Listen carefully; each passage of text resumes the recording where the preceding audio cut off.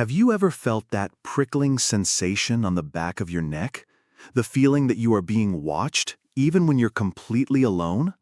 Our story today is about a little boy who learned that the forest has eyes and a memory all of its own. Stay with me for a tale of courage, fear, and the long shadows of the woods. And if you enjoy this journey, don't forget to subscribe to our channel for more stories every week.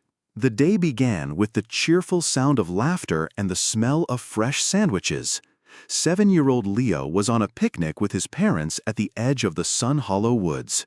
The sun created dappled patterns on their checkered blanket, and the world felt safe and bright. Leo was a boy with a wild imagination and feet that never wanted to stay still. While his parents were packing away the plates, he saw it. It was a butterfly, but not just any butterfly. This one had wings the color of a deep blue sapphire, so vibrant they seemed to hum with a secret energy.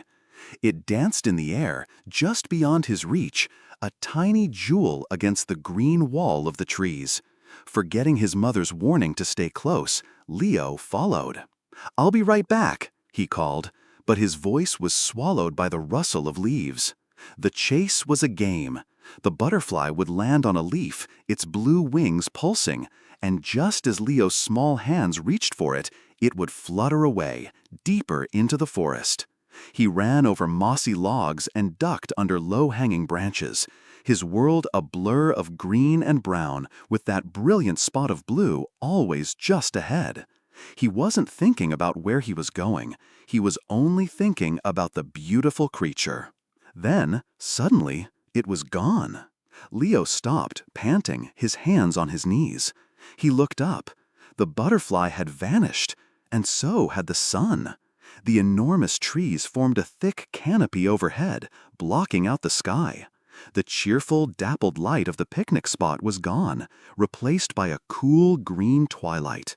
He turned around, expecting to see the bright clearing where his parents were, but all he saw were more trees, and more trees after that.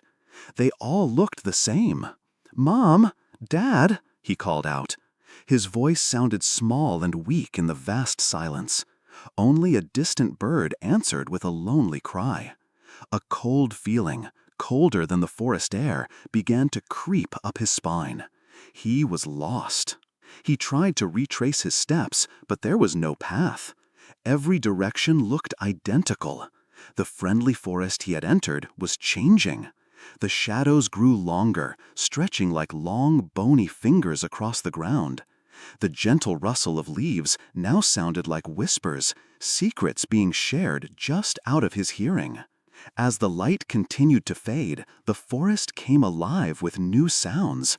A twig snapped behind him. He spun around, his heart hammering against his ribs. Nothing, just a wall of dark trees. He started walking faster, his small feet stumbling over hidden roots. The feeling of being watched was overwhelming now. He felt 1,000 invisible eyes on him from the darkness between the trees. Tears welled in his eyes, but he wiped them away with a dirty fist. Crying wouldn't help. He had to be brave. He remembered his father telling him that if he ever got lost, he should stay in one place. But the panic was a wild animal inside him, telling him to run.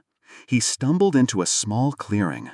In the center stood a single ancient oak tree. It was much larger and older than the others, its bark twisted and gnarled into shapes that looked like strange screaming faces in the dim light. Leo felt a shiver of pure fear. The tree felt wrong, like it was the heart of the forest's darkness. He was about to back away when he saw something at its base. Carved into the wood were strange symbols, and hanging from a low branch was a small, tattered piece of red cloth, faded by years of rain and sun. It looked like a piece of a child's shirt. Leo's breath caught in his throat. Had another child been here? Had they been lost too? A low howl echoed through the woods, closer than he liked. It wasn't a dog. It was a wild, lonely sound that made the hairs on his arms stand up. He had to hide. He squeezed himself into a hollow at the base of the ancient oak, pulling his knees to his chest and trying to make himself as small as possible. He sat there in the growing darkness, listening. Every crackle of a leaf, every hoot of an owl made him jump. The wind whispered through the branches of the old oak, and for a moment he thought he heard a voice in the wind, a child's whisper saying, "Run." He must have been imagining it. He was tired, scared, and so hungry. He closed his eyes, thinking of his parents, of their warm car and his soft bed. He thought he might fall asleep when he heard a new sound. It was a crunching noise, the sound of heavy footsteps on dry leaves, and it was coming closer. Leo held his breath, pressing himself harder against the tree. This wasn't a small animal. This was something big. The footsteps stopped right in front of the clearing. Leo squeezed his eyes shut, his heart beating so fast he thought it would burst. This was it. The monster from the shadows had finally come for him. He waited for a roar, for a terrible growl. Instead, he heard a soft, questioning whine. Slowly, cautiously, Leo opened one eye. Standing in the moonlight that now filtered through the trees was not a monster. It was a dog. A huge golden retriever with kind, dark eyes and a floppy tongue. Around its neck was a worn leather collar with a small metal tag. The dog whined again and took a step forward, its tail giving a slow, friendly wag. Hope, sudden and bright, flooded through Leo. A dog with a collar meant it had an owner. It meant people. He slowly crawled out of his hiding spot. The dog sniffed him gently, then licked his hand. Leo, overwhelmed with relief, wrapped his arms around the dog's thick, furry neck. The dog seemed to understand. It let out a soft bark, then turned and looked back the way it had come, as if to say, "Follow me." Leo didn't hesitate. He got to his feet, his fear replaced by a new surge of energy. He followed the golden retriever as it trotted confidently through the dark woods. They walked for what felt like an eternity, but with the warm, solid presence of the dog beside him, Leo was no longer afraid of the shadows. Then, through the trees, he saw it. A tiny star of yellow light, a lantern.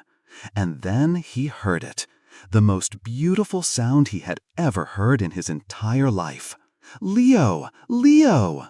It was his mother's voice, strained with worry. "We're here, son." It was his father. "Mom! Dad!" Leo cried out, and he began to run, the dog loping happily beside him. He burst out of the trees and into his parents. They hugged him so tightly he could barely breathe, their tears of relief soaking his hair. Standing with them was a man in a park ranger's uniform, holding the lantern. "Looks like Buster found him," the ranger said, smiling as the golden retriever wagged his tail and barked joyfully.